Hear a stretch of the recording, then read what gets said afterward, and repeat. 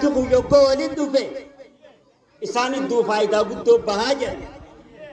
warra kazi faida guddo sanar kate rabbinu atais amin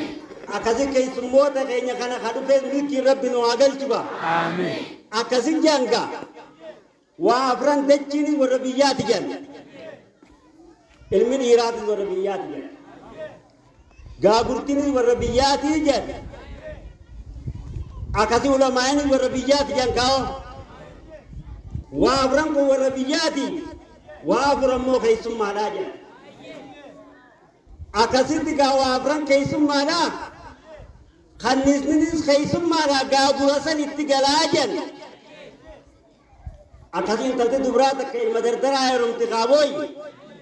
isinis keisumma da jenibar akasika ulamaini warabiyati jan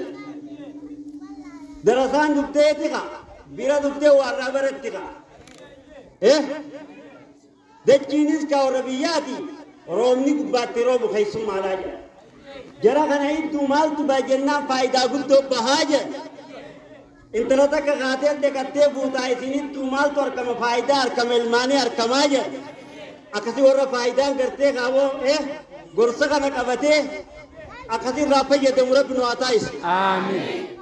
नुती जाका शमरनी करनी तारा मोतर अवो इसान रखन नुबिरा होगा तानी नुती कनते ये कमिरो अकसी दिका खन्निस निस होगा गागुरक गले माल तू राबा का देमा मी आवासनी राबाहाja isani du faidar kamika dekki sobaro mitiro begen wayra qottati faida milani wa unda rakataka warra gorsa kana rafaye dum rabbuna atais amin akasi warra gorsa shekota khenya kana rafaida rabbuna atais amin warra wanda gedere rabbuna atais amin akadar milki rabbi sinagalchu amin arraboda garte wo inkin kaminala isni tawallisu amin